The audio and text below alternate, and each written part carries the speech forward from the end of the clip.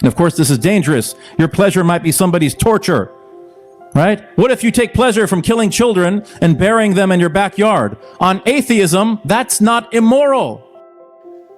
Why this is important? When you put God out of the equation, then you have no ultimate authority to decide what is right and what is wrong. Everything you interpret then becomes subjective, and which is very, very dangerous. True human being. This is a civilized human being. Good and evil has no referent if God doesn't exist, unless we redefine good and say that it's something that makes your life more pleasurable. That's what good is. And of course, this is dangerous. Your pleasure might be somebody's torture, right? What if you take pleasure from killing children and burying them in your backyard? On atheism, that's not immoral, because atheism, science, does not deal with morality. That's not immoral. That's not wrong. That's just not socially acceptable, like breaking wind in public. But what if it was socially acceptable? Not breaking wind in public. Killing children and burying them. What if it was socially acceptable? On what grounds does Richard Dawkins condemn child exploitation or rape if that society finds it acceptable and conducive to their perpetuation? On what grounds can he say this is morally wrong? It's revelation that gives us the 10 Commandments, the Noahidic laws, moral imperatives. Al-ma'ruf. Al-ma'ruf means things that are known, whether you believe they come from revelation directly or whether they're infused, to use Aquinas' term, upon our very souls. We just know them. They're on our souls, something the atheist denies the existence of. We have objective moral values. Don't murder. Don't steal. Don't commit adultery. Respect your parents. Don't oppress. Speak the truth. Let's go back to ancient Athens, where pederasty was commonplace. Pederasty. If you don't know what it is, look it up.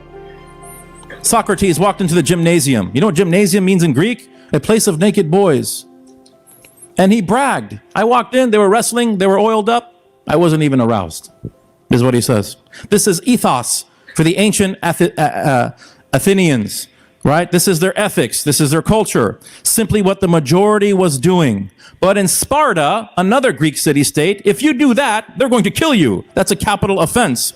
If a Jew walked into Athens at that time, a Jew, he could condemn it because he has moral, principled, objective morality, because he has a scripture. But an atheist could say, well, that's their culture. They rape children. That's their culture. Or he can say, no, this is wrong. And then we press the atheist. How is it wrong? It's just wrong. Why? Who told you that? It's just wrong. Why? Show me the gene. Show me the test tube.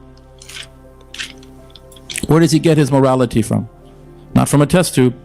You say, you know, we have the problem of evil. Theists, believers in God, they have the problem of evil, theodicy. Atheists have the problem of good. This is what William Dembski calls it, the problem of good. Because Dawkins says, every single human interaction is because they want to prolong their species, or they want reciprocal advantage. I scratch your back, you're going to scratch mine. Because at the end of the day, we're all apes. Direct quote from Richard Dawkins, Planet of the Apes. Right? So, give you a simple example. Why would I offer my seat to an old woman on the train? Do I want to prolong my species? Do I want her to tip me or something? Give me $1. Do I want something from her? Take advantage of her? No. Why would I give blood to people and no one's around to see it? Just anonymously, I donate blood. Why would I do that? Is this how I evolved? Am I trying to perpetuate my species? Am I trying to get some sort of mutual advantage from somebody? That's why Mother Teresa is an atheistic moral enigma for the atheist, hugging lepers, right? A model of sacrifice, charity, and altruism. And that's why they went after her. That's why Hitchens has this book that he says she was all about money. He calls it, with apologies, the missionary position. That's the name of his book about Mother Teresa. She was all about money because she's an enigma, someone who's selfless. That goes against what we've been teaching. Why would someone evolve to be like that? Very strange. So that's the moral argument. Let that one